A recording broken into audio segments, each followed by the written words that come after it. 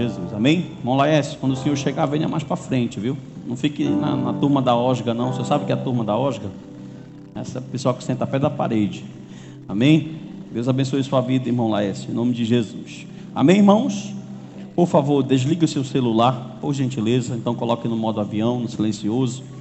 Evite, por favor, levantar para tomar água, para ir no banheiro na hora da mensagem. Se tiver algum bebezinho, os irmãos já sabem o protocolo da casa. Se ele chorar, você levanta com ele, vai lá fora pegar um vento abençoado.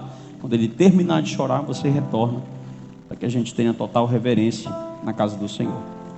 Vamos lá. Apocalipse, capítulo de número 19, versículo de número 11 até o versículo de número 21. Amém, irmãos? Vamos lá. Queridos, hoje nós vamos dar início ao término, na verdade, nós vamos terminar esse capítulo de número 19.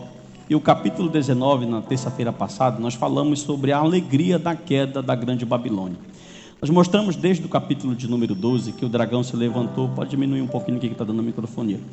Que o dragão se levantou e com ele se levantou 3 aliados. Repita comigo: o falso profeta, o anticristo e a grande Babilônia. Esses 3 falsos profetas, eles se juntaram como um sistema e dominaram a filosofia, a política e as demais outras coisas, todas as áreas da sociedade. O capítulo de número 18 mostrou que a Babilônia se levantou para embebedar grandes, pequenos, reis, todas as pessoas que tomaram o seu cálice, que a Bíblia vai narrar como chamar de cálice das suas prostituições. E o capítulo de número 18 ainda vai mostrar no final que Deus vai destruir o primeiro aliado do dragão. Ou seja, no capítulo 18 caiu o primeiro aliado do dragão, a primeira parte daquela ajuda do sistema, que é a grande Babilônia, a meretriz. E nós mostramos aqui, quando falamos sobre isso, que a grande Babilônia foi dada por muitas interpretações. Para alguns era Roma, para outros era o povo atual e por aí vai. Se você quiser ouvir com calma isso, depois você olha lá no YouTube que você vai ver com bem calma, a gente não tem como retornar. E o capítulo 19, na terça-feira passada, mostrou que o povo de Deus estava jubilando de alegria. Tanto que nós vemos 4 aleluias e glórias a Deus e um cântico no capítulo 19, porque esse sistema caiu e aqueles que estavam marcados por Deus não foram tocados, não foram vencidos por esse sistema. Então, nós falamos também que aqui nesse capítulo de número 19, essa primeira parte do versículo 1 ao versículo de número 10, nós observamos praticamente a segunda vinda de Cristo. O termo é parúzia, fale parúzia. Isso significa a segunda vinda de Jesus, que vai ser visível e que todo olho verá, tá bom? E hoje do versículo de número 11 até o versículo de número 21, que a gente vai aqui em nome de Jesus terminar, a gente vai ver Cristo voltando para um massacre. E a gente vai ver a cena de 2 banquetes. Como assim? O cavaleiro que vai aparecer, ele é um cavaleiro fiel. No capítulo de número 19, no 18 caiu a Babilônia. No 19 vai cair o anticristo e o falso profeta. Irmão, só 2 deram glória. Já caiu a meretriz, agora nesse capítulo, no final vai cair o anticristo e o falso profeta. E no capítulo seguinte, no capítulo 20, vai cair de uma vez por todas o dragão. Então vai terminar aí essa tríade do mal. Versículo de número 11, o texto diz assim, e vi o céu aberto, e eis um cavalo branco, e o seu cavaleiro se chama Fiel e Verdadeiro, e julga e peleja com justiça.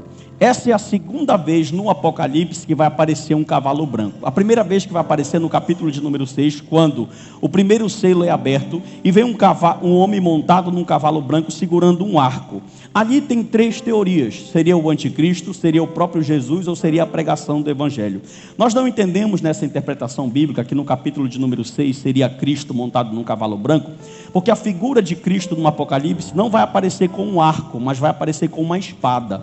Todas as vezes que João vai narrar Cristo, ele vai dar algumas características de Cristo. Ele vai falar, olha, ele tem olhos como chama de fogo, ele tem pé como um latão reluzente, da sua boca sai uma espada, diga espada. E você vai entender que essa espada não é literal, não é uma arma, até porque essa batalha que vai acontecer aqui, na verdade, Cristo aqui, repita comigo essa expressão, diga assim, Cristo está voltando para um massacre. Algumas pessoas até falam assim, se Jesus voltasse agora de novo, talvez a gente até negaria ele verdadeiramente. Só que, irmão, essa vinda que a Bíblia vai narrar de Cristo, essa segunda vinda, a parúzia, o retorno dele para buscar os santos, a igreja, não é uma vida que Cristo vem brincar. E a gente vai ver isso aqui nesse texto. E o céu aberto que João está vendo também é a segunda vez. A primeira vez no capítulo 4 ele viu uma porta aberta no céu. Só que aqui agora não tem porta. E nesse texto aqui, diferente do capítulo 6, que a gente fala que é o evangelho invencível, quando os selos vão ser abertos, a gente vai observar que vão sair cavalos. Cavalo branco, cavalo amarelo, cavalo preto. E nós demos o cavalo vermelho e demos a definição de cada um. E o primeiro cavalo, que é o cavalo branco, a gente tem como proposta dizer que aquilo ali é o evangelho, que será pregado em todo o tempo e ele não será vencido. Preste atenção, Jesus só pode voltar quando a igreja concluir a sua missão na terra e quando o último escolhido de Deus que está nesse solo aqui dizer que ele confessa o nome do Senhor Jesus. Aí sim o anticristo vai tomar poder por um tempo, por um período de tempo, e então a igreja será arrebatada. Mas preste atenção, ainda aqui no versículo de número 11 a gente vai observar que esse céu aqui ele está aberto não para João entrar, e que esse cavaleiro aqui, pode colocar Apocalipse capítulo 3, versículo 14, por favor. Essas mesmas características, aqui quando ele fala para a igreja, o anjo da igreja em Laodiceia escreve: essas coisas diz o Amém, a testemunha, repita, fiel e verdadeira. Se você observar, volta para Apocalipse 11, 19 e 11, você vai observar que esse cavaleiro tem a mesma característica de Jesus em Apocalipse 3,14. Aqui diz, o seu cavaleiro se chama fiel e verdadeiro, e julga e peleja com justiça. Então Cristo está vindo fazer guerra. Só que presta atenção, irmão, o problema é que essa guerra aqui é chamada de guerra do Armagedon, e você já deve ter ouvido falar disso, né? E as pessoas criam muito em cima disso. O Armagedon vai ser uma guerra terrível, onde as forças do mal, do capítulo 12, vão se unir a besta, o falso profeta, o anticristo, milhões de demônios, Abaddon, Apolion, toda a tríade do mal. Eles vão se unir com Satanás e os demônios, eles vão lutar contra Jesus. Só que presta atenção, deixa eu te perguntar e você me responde alto e bom som.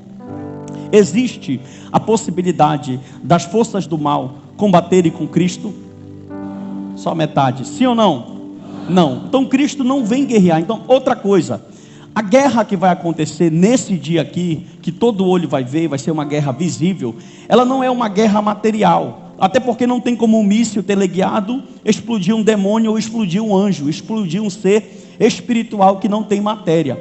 Então isso aqui nós estamos falando de uma batalha cósmica que vai acontecer no reino das trevas, ou melhor, aqui na terra, entre os anjos de Deus, porque quando Cristo retorna, ele não vem sozinho. Leia o versículo de número 12, olha que João vai começar narrando. João vai dizer, olha, os seus olhos são como chama de fogo, e a sua cabeça muito diademas. Diademas são coroas, são o quê?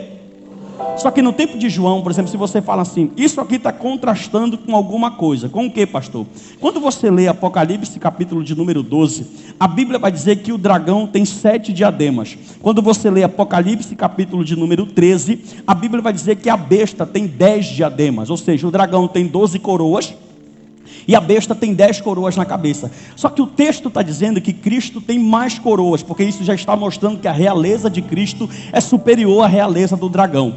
Só que no tempo, olhe para mim, segure. Só que no tempo de Cristo, e no tempo que João escreveu aqui, diademas ou coroas, não são coroas literais. O que eram? Eram fitas que eram amarradas na cabeça. Era como se João estivesse vendo na visão Cristo aparecendo, e quando aparece a expressão olhos como chama de fogo, está significando que Jesus está vindo com um atributo chamado onipresença e onipotência. É aquele olho que todo vê, é aquele olho que você esconde do pastor, mas que não vai poder esconder dele. Até porque nessa descida, repita comigo, ele está vindo como juiz, e ele está vindo para fazer um juízo na terra. Então os olhos deles estão como olhos glorificados. Ele narra, olha, os seus olhos são como chama de fogo, na sua cabeça muitas fitas, e tem um nome escrito que ninguém conhece senão ele mesmo. Eu fui ler os autores sobre a questão desse nome, e na verdade nenhum autor do Apocalipse vai bater o martelo e vai dizer assim, olha, o nome é esse.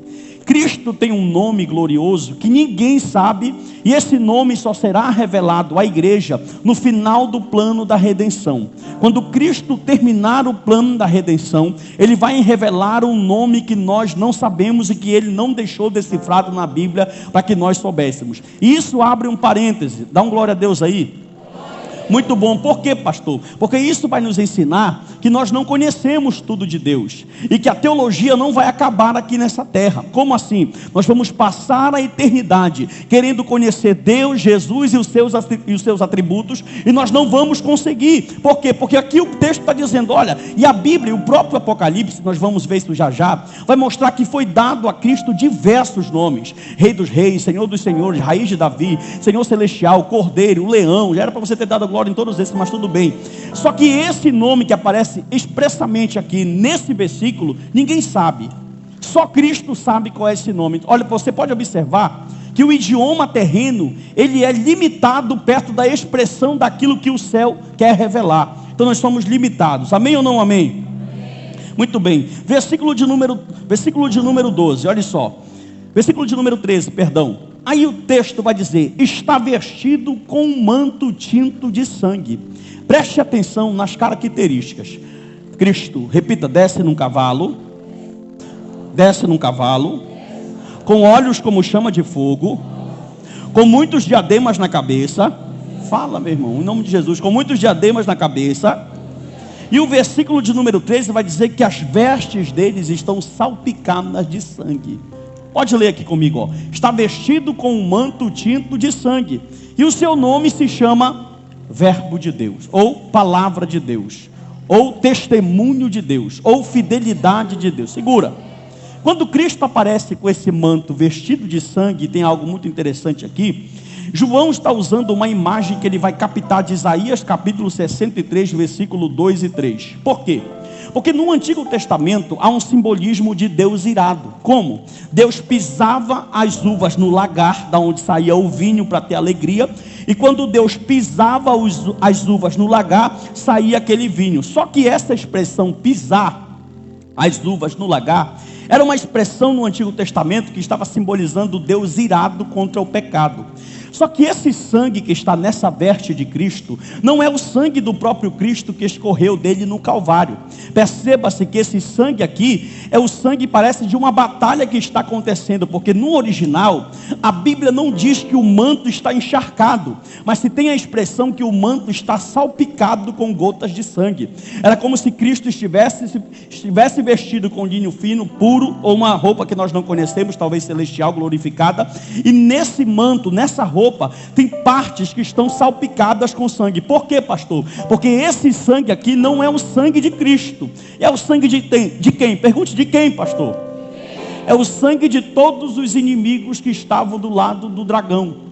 Porque Cristo está vindo fazer juízo. Preste atenção, na terça-feira passada, eu me recordo muito bem, eu disse que Deus falou de 2 banquetes. Primeiro banquete do capítulo de número 19, versículo 7 ao versículo de número 9, que são as bodas do Cordeiro, que Deus convidou você para o casamento, para participar desse banquete. E o outro banquete é um banquete que você pode ir, mas você pode ser o banquete.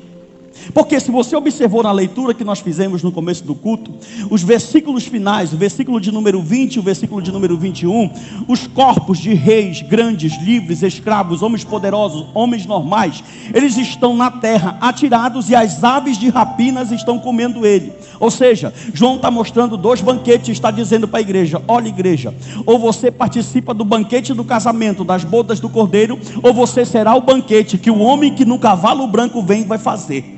Mas nós vamos chegar até lá e você vai entender com mais calma. Presta atenção. A imagem então seria de um pingado de sangue. Agora, irmão, isso aqui não te dá entendimento de nada? Presta atenção. Jesus está descendo. Diga, descendo. Só que aqui nesse texto, a batalha ainda não aconteceu. A batalha vai começar a acontecer agora, a partir do versículo 14, 15 e 16, que nós vamos analisar.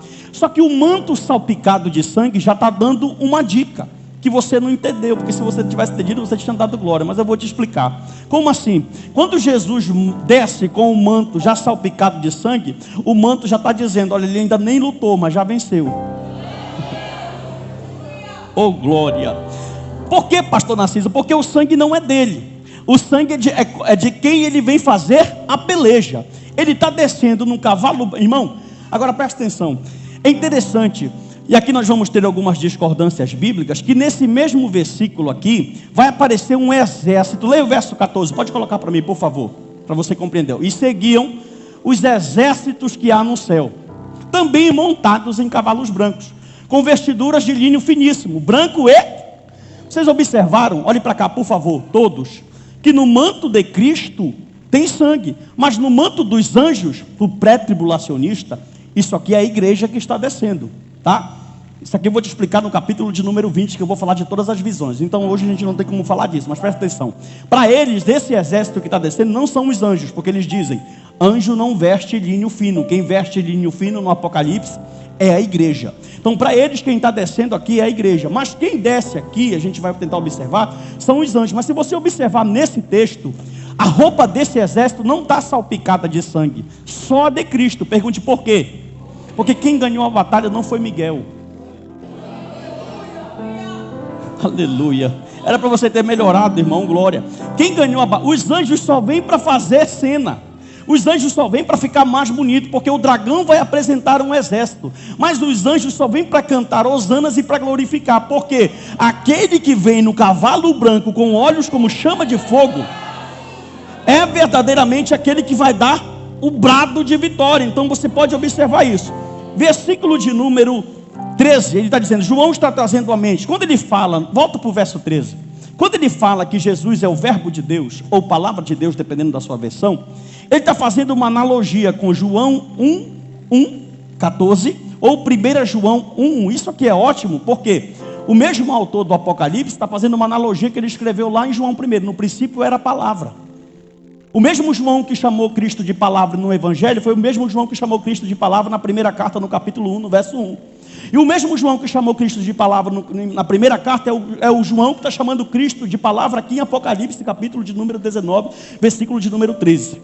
E o que é que ele está mostrando, pastor? Repita comigo, ele é a palavra de Deus. Ele é a testemunha fiel e verdadeira.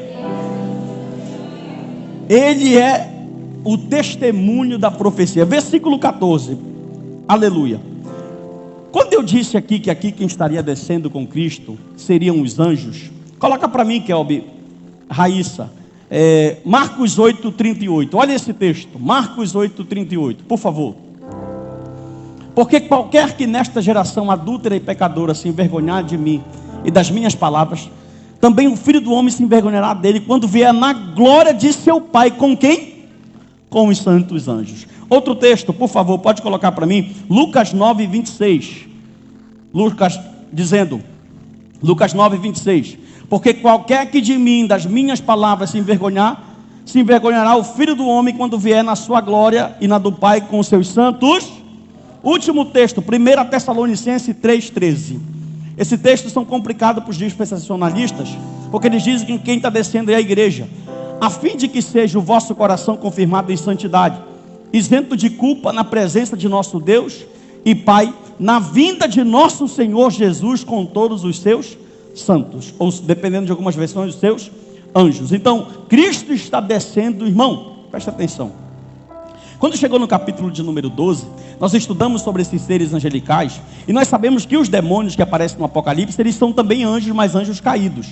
E a gente vai olhando na angelologia na Bíblia e vai observando que existem seres que ela vai narrar que a gente nem conhece. Por exemplo, já pensou se está descendo um exército? No capítulo 4, João vai dizer que são milhões e milhões e milhares de milhares.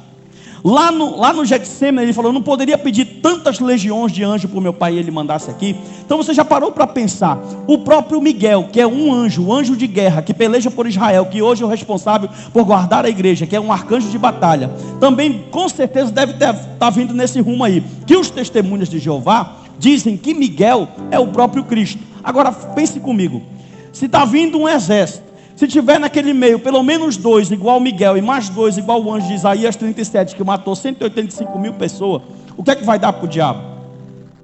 Então, mas só que os anjos não estão vindo para pelejar. Essa peleja é do Cordeiro, essa peleja é do Cristo. Presta atenção, o Cristo que está descendo não é o Cristo Cordeiro, é o Cristo guerreiro. E esse a terra nunca viu, ela vai ver pela primeira vez. Tanto que a batalha que vai acontecer aqui, irmão, não é aquela guerra, os anjos lutando daqui e os demônios, não. É somente uma palavra dada de ordem de Cristo e acabou. Falso profeta, anticristo, Babilônia, todos os demônios e todos aqueles que seguiram, lago de fogo e enxofre. Prossiga comigo, por favor. Versículo de número Aleluia. 15. Amém ou não amém? Amém. Versículo 15. Diz assim: sai da sua boca uma espada afiada, para ele ferir as nações, e ele mesmo a regerá com cetro de ferro. E pessoalmente, olha aqui a figura de linguagem, pisar o lagar do vinho com furor da ira do Deus Todo-Poderoso. Aqui o simbolismo é o poder da palavra. Nós temos nesse texto aqui a representação da vitória de Cristo. E a ideia que João quer passar aqui é que da boca dele vai sair uma palavra. Irmão, essa espada, ela é verbal. Lembra lá do Gênesis? No princípio criou Deus os céus e a mesma palavra de Deus que criou tudo vai ser a mesma palavra que vai decretar o fim do reino das trevas. Então essa espada, não é que Cristo vai aparecer e vai sair uma espada literal da boca dele, não. O que João está narrando aqui é que a mesma palavra que deu início a tudo é a mesma palavra que vai acabar com tudo. Então a palavra que vai ser proferida pelo Cristo, pelo Senhor aqui, é uma palavra tremenda. Vai sair da sua boca uma espada afiada, para com ela ferir as nações, e ele mesmo as regerá com cetro de ferro. Eu anotei algo interessante sobre esse cetro de ferro aqui, e eu vou compartilhar com vocês aqui em nome de Jesus. Preste atenção. 2 Tessalonicenses também, coloca para mim, 2 Tessalonicenses 2,8.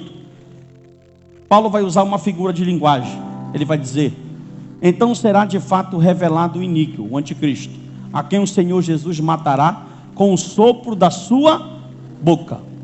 João fala, vai sair uma espada da boca dele, verbal. Vai sair uma profecia, vai sair uma palavra de juízo. O versículo 15 aqui é um juízo de Deus. Para quem? Para a besta e para o falso profeta. A gente já vai ver. Ele vai dizer, pode voltar o texto que estava, por favor.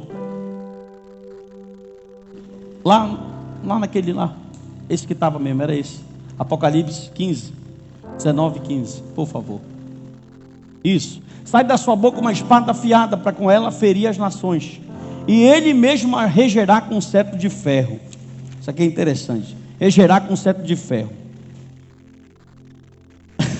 No Oriente Antigo, todo rei que usava um cetro de ferro era considerado um rei que não tinha mais inimigo ao seu redor. Ou seja, era um rei de reis, ou rei sobre reis. Aqui Jesus vai pisar o lagar, vai usar a expressão lá do Antigo Testamento. E aqui quando se fala ele regerá, essa palavra regerá aí no grego é a palavra poimanem, que significa pastorear.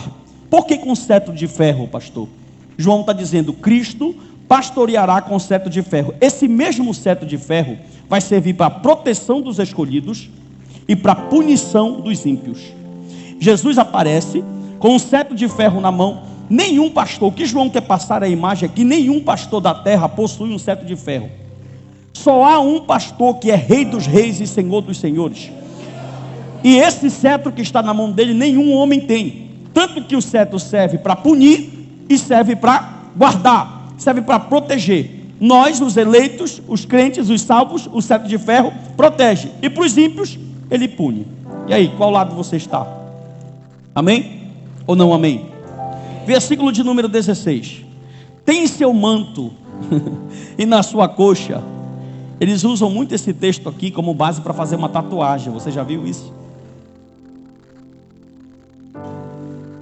Presta atenção. Tem no seu manto e na sua coxa o nome escrito. Olha o nome. Rei dos Reis. E Senhor dos... Como assim, pastor? Deixa eu te mostrar aqui. Só era intitulado Rei dos Reis e Senhor dos Senhores os grandes imperadores que não tinham nenhum inimigo mais para vencer. Cristo está mostrando aqui que ele está reivindicando. Só que Apocalipse, presta atenção, Cristo não vai se tornar Rei dos Reis. Coloca Apocalipse 1,15. Ele já é Rei dos... 1,5. Ele já é Rei dos Reis. E da parte de Jesus Cristo, a fiel testemunha, o primogênito dos mortos, o soberano dos reis da terra, aqui, ele já é rei. Lá no capítulo 1, João já apresenta ele como rei. Aqui no 19 ele já vai dar uma melhorada. Ele está dizendo assim, ele não é rei. Irmão, Rei dos Reis significa que ele é o soberano de todos, o maior de todos, aquele que rege tudo, aquele que manda em tudo.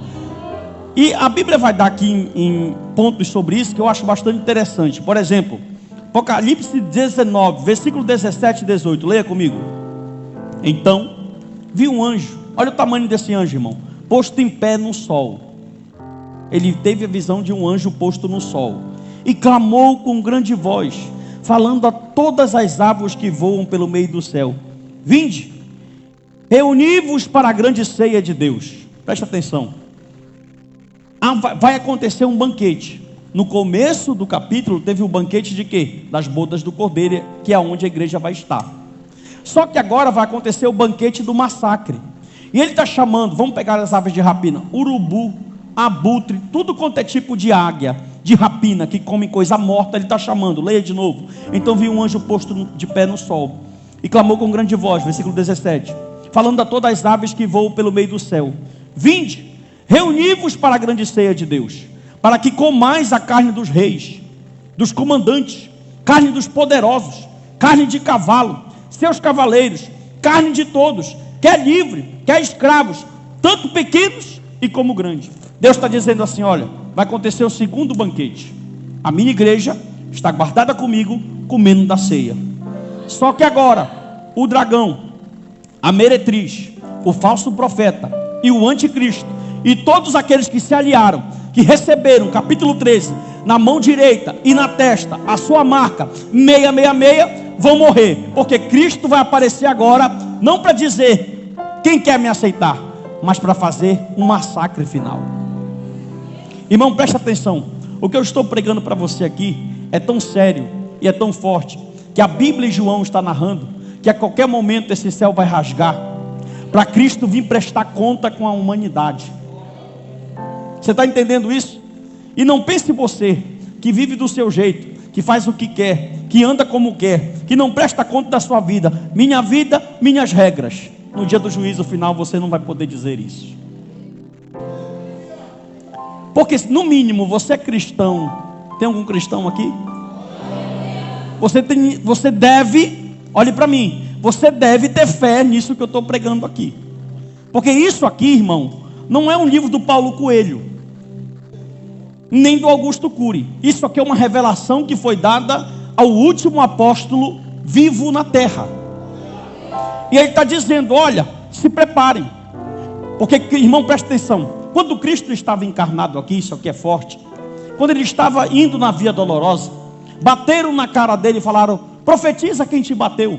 Só que agora aqui ele tem olhos como chama de fogo. O Cristo que está vindo aqui nessa cena não é aquele que Caifás cuspiu na cara e deu uma bofetada. Não é aquele que bateram com a cana na cabeça dele. Mas é um Cristo glorificado. E ele não vem para brincar. Presta atenção, olhe para mim. Se essa cena é arrebatamento da igreja, e o arrebatamento está acontecendo aqui, Cristo está vindo para um grande juízo. Um juízo que estão, as almas do capítulo de número 6 estão clamando: Senhor, por que tu não cobra o nosso sangue, o sangue de todos os mártires? Então Cristo está vindo pagar desde o sangue lá de Adão. Meu irmão, nesse interim, olhe para cá, a igreja, nós já acabamos a nossa missão na terra. Irmão, pelo amor de Deus, acabou tudo. Olhe para cá, acabou tudo. A igreja terminou a sua missão. Quando a igreja terminar a sua missão, mas presta atenção, eu não vou entrar não vou ser dogmático, não vou entrar em pensamento teológico, mas tem as duas vertentes, né? Mas a Bíblia diz que quando a igreja estiver terminando a unção, aí tem a galera que diz: não, pastor, antes de Jesus voltar haverá um grande avivamento. Como é que tu acredita em avivamento se tu nem ora? Vou tomar uma água. Então tu não é dessa galera, tu não é desse lado. Porque quem está esperando um avivamento tem que ter vida de oração. Não existe avivamento sem oração. Não pense você que você vai chegar aqui e Deus vai derramar uma porção. Não. O avivamento só vai acontecer se você tiver vida de oração, vida de leitura bíblica e aqui fazer aquilo que o Senhor manda. Amém? E o outro povo acredita o quê? Que quando Jesus voltar, o amor de quase todos vai estar esfriando. Jesus disse no sermão de Mateus capítulo 24, olhe para mim: quando o Filho do Homem voltar, achará ele fé na terra? Olhe para o seu irmão, olha, e diga para ele assim: como é que está a tua fé? Presta atenção. A gente vive numa geração, olhe para mim, por favor. A gente vive numa geração que as pessoas têm fé para conquistar uma porta de emprego. Eu creio, Senhor, essa porta é minha. Eu tenho fé que essa empresa vai multiplicar. Mas ela não tem a mesma fé para deixar o pecado. Então você já percebe que as suas tendências, que a sua busca, pastor, mas porque eu tenho que viver o melhor da terra? O melhor da terra é ter comunhão com Cristo. Por quê, pastor? Porque tem rico que é pobre e tem pobre que é? Quer que eu te fale que o sábio Salomão disse em Provérbios 17:1: mais vale um bocado seco onde há paz do que uma casa cheia de carne onde há contenda.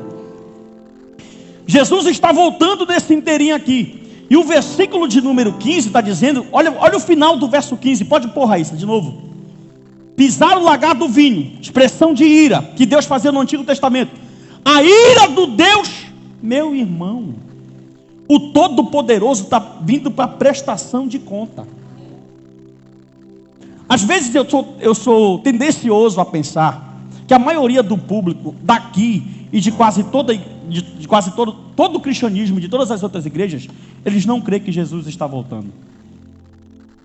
Acabou a glória, irmão.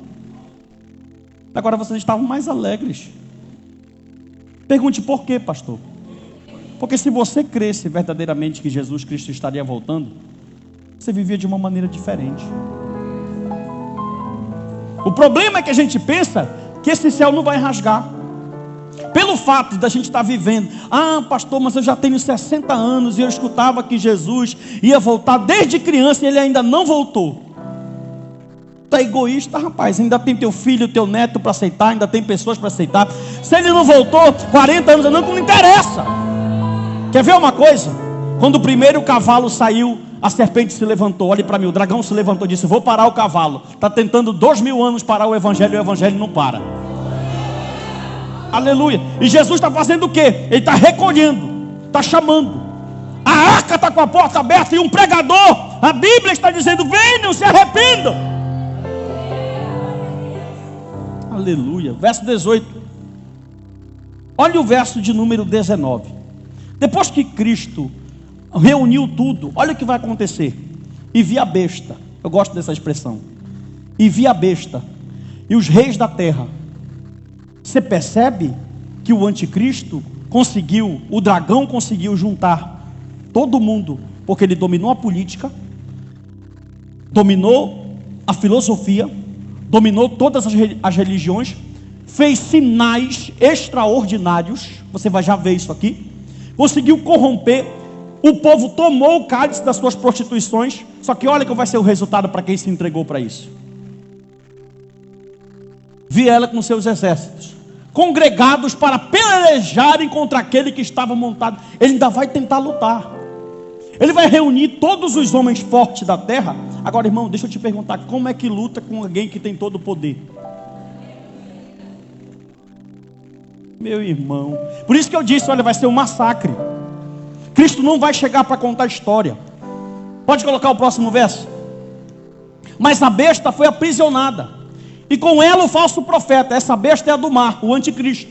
Foi aprisionado o anticristo, e com ela o falso profeta, a besta da terra, que com sinais, olha como eles têm enganado o povo até hoje, desde o tempo de Jesus até agora. Eles enganam com sinais feitos diante, seduziu aqueles que receberam a marca da besta e eram os adoradores da sua imagem. No capítulo 13, a besta levantou uma imagem para adorar o dragão, e ela conseguiu enganar eles como? Com sinais, prodígios e maravilhas.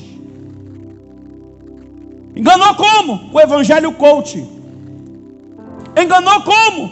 Vive o teu evangelho.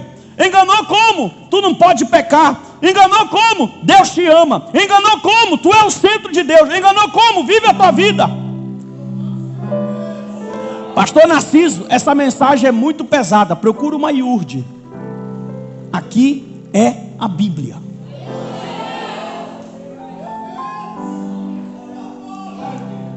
Receberam a marca da besta e eram os adoradores da sua imagem. Olha o que aconteceu com a besta e com o falso profeta. A meretriz já caiu no 17. Agora Cristo vai falar para eles: os dois foram lançados vivos dentro do lago de fogo que arde com enxofre. para você ou para mim, se nós não estivermos dentro do propósito da salvação, daquilo que Deus determinou, o nosso final não vai ser paraíso. Olha para o teu irmão aí, olha, e pergunta para ele assim: irmão, para onde tu vai depois da morte? Escuta isso, olhe para mim aqui. Você olha no Instagram, você entra lá, você segue lá um camarada que tem 15 milhões de seguidores, 30 milhões de seguidores. O Luva de Pedreiro agora estou seguindo ele, estou vendo os vídeos dele, né? Ele está famoso em todo mundo. Ele chega no Marrocos, todo mundo conhece ele. Está famoso em todo mundo. O Falcão deu uma entrevista, que agora é empresário dele, dizendo que ele é a maior empresa que tem no Brasil no momento, é ele. Esses caras que são levados para a mídia, Hollywood, atores de Hollywood, esses que fazem moda, que dizem como tem que ser o padrão da vida das pessoas, eles vivem pensando aqui. Mas crente não vive pensando aqui. Ah, pastor, mas eu vivo pensando aqui. Então tu está no sistema da Babilônia. Porque Paulo escreveu aos Colossenses dizendo: olha, vivam pensando lá. Aí eles pensam assim: quando morrer acabou. Mal eles sabem.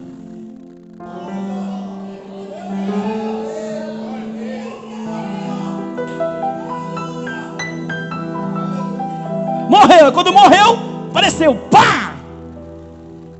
Chofre. Aí eu posso fazer uma subdivisão: Guiena, Hades, Tártaro, Inferno, para onde vai? Você presta atenção que isso aqui é tão tremendo, que Cristo não manda nem para o Hades, porque Hades não é lugar de punição final. Essa palavra lago de fogo é a palavra Guiena. Ele está dizendo assim: olha, vocês não vão para o lugar para ter uma segunda chance. Vocês vão direto. Meu irmão. Oh glória. Verso 21. Meu Deus. Os restantes foram mortos com a espada. Que Cristo vai aparecer e vai decretar uma palavra, tipo, acabou. Uma palavra. Não tem batalha de Armagedon, não tem céu, anjo, não tem. Vai ser uma palavra, a mesma palavra que disse haja luz. Vai ser um decreto.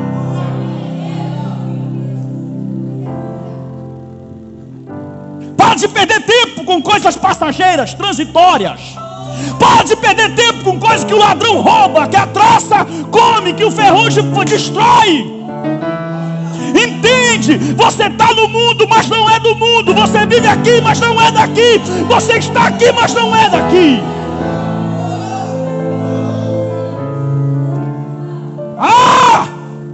Mas pastor, eu sou muito apegado com esse mundo, sou muito apegado com as minhas coisas. Haverá uma prestação de contas.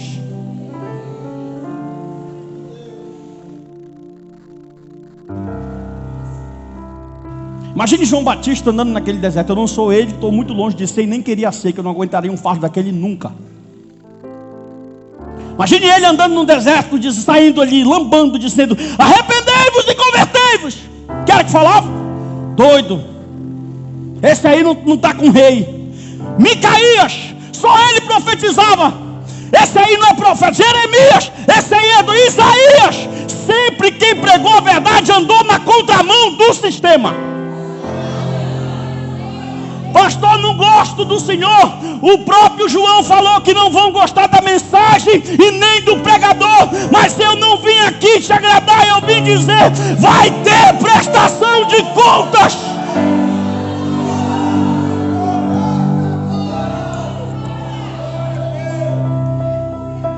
O que tu fazes com a tua vida hoje? Irmão, eu estou falando assim, parece que eu estou com raiva. Eu não estou, eu te amo.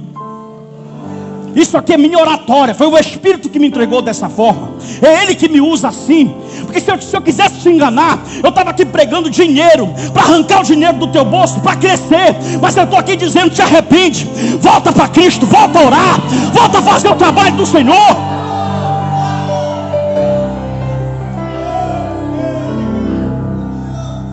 Os restantes foram mortos com a espada que saía da boca daquele que estava montado no... E haja banquete para as aves. Vai ter carne de primeira. Vai ter picanha, vai ter filé, vai ter carne de cavalo. Enquanto isso, é que se tu não der glória agora, meu irmão, está difícil. A igreja está num outro banquete. Aleluia. Levante a sua mão.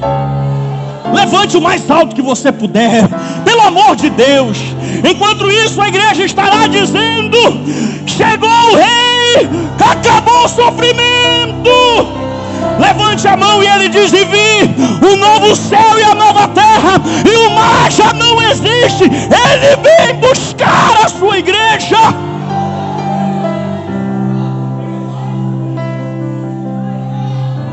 Oh! E ele vem devagar, ó. Vai dando glória. 17, Babilônia, caiu. 19, anticristo, caiu.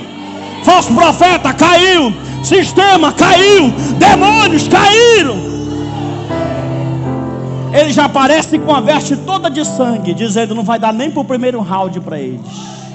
Aleluia. Oh glória, a terra irá presenciar aqueles que ele humilharam. O profeta Zacarias escreveu inspirado, dizendo: e naquele dia Israel olhará para ele e conhecerão. Meu Deus.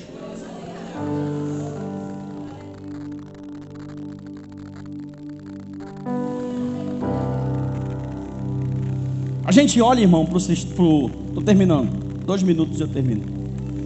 A gente olha para o contexto que a gente está vivendo e parece que a cada dia mais piora. Ou é só lá em casa? Ou é só para mim? Tudo.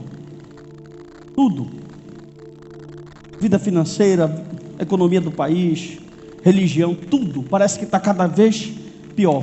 Os LGBTs crescendo, ideologia de gênero crescendo. Daqui a pouco o crente não vai mais poder falar: olha, tu vai ser preso. Tudo está se afunir. E o cara ainda duvida que o cavalo branco vai rasgar o céu e que Cristo vem buscar a sua noiva. O problema é, irmão, olhe para mim aqui, por favor. O problema é que no dia desse retorno, não adianta tu ajoelhar, orar no sal, fazer campanha, ir para o monte. A Bíblia diz que aquele que não foi achado com o nome escrito no livro da vida vai ficar de fora. Olha o naturalista pensando de noite. Vai dormir. Obrigado, Senhor. Tenho 3 empresas. Sou abençoado. Tenho conta no Itaú. Aleluia, Jesus. Oh Deus, que bênção, Senhor. Olha o salvo dormindo de noite. Obrigado, Senhor. Porque o meu nome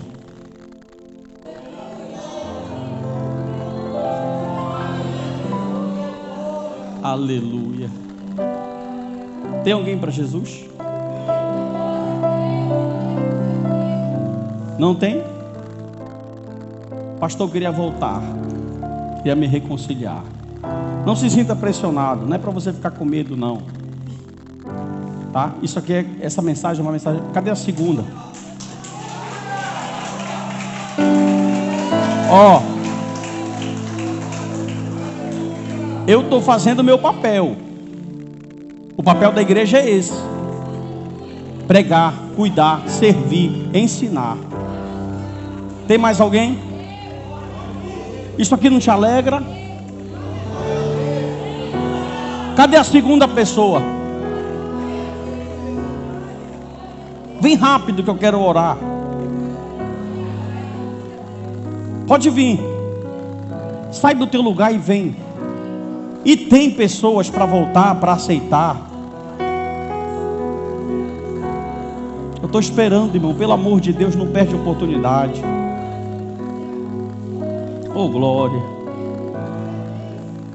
Pode vir. Vem, cadê a terceira? Pode vir, meu irmão, vem. Vem, levanta e vem. Aleluia. Vem. Pode vir. Oh, glória. Um plano para salvar, um pacto para selar. Diga: silêncio.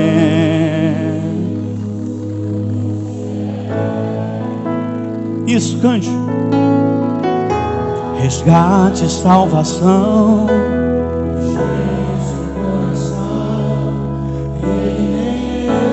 Você ainda pode levantar do seu lugar e vir. A igreja canta.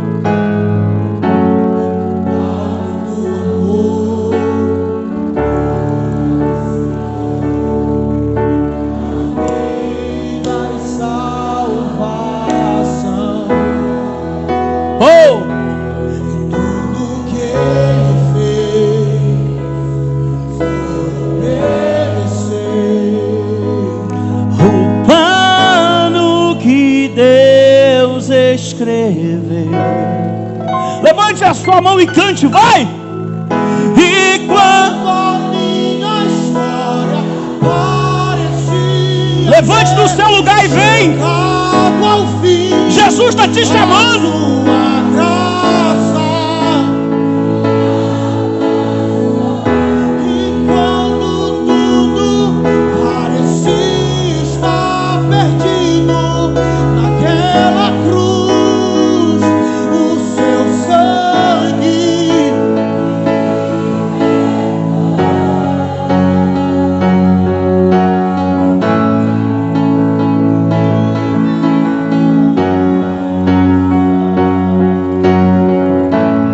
No céu ele vai alcançar essa nota. Jesus. Oh!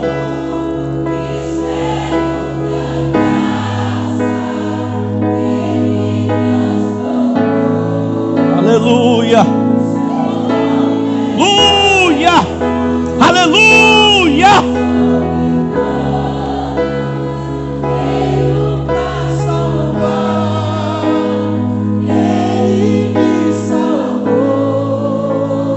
Estenda a sua mão para cá, vamos orar.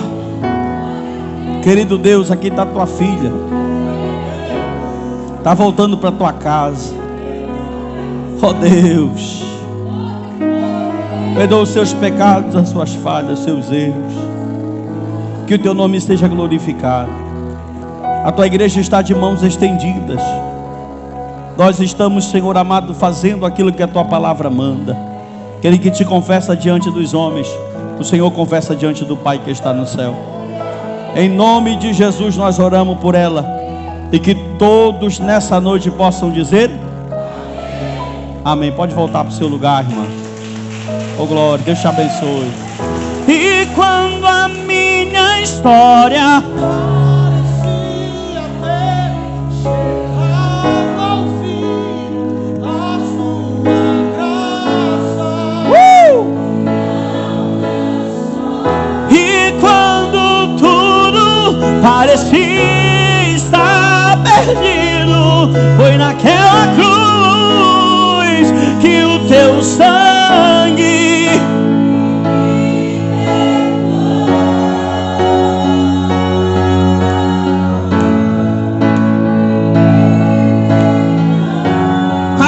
para encerrar, declare Jesus, o plano perfeito. A igreja do Senhor declara Jesus, o plano perfeito,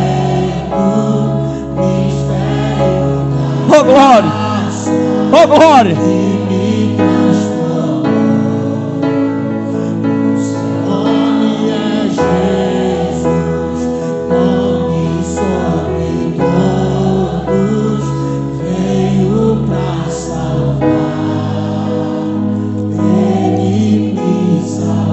A palma mais bonita que você puder bater para Ele. Oh glória. Glória a Deus. Você de casa, muito obrigado, tá? Até a próxima em nome de Jesus. Amém?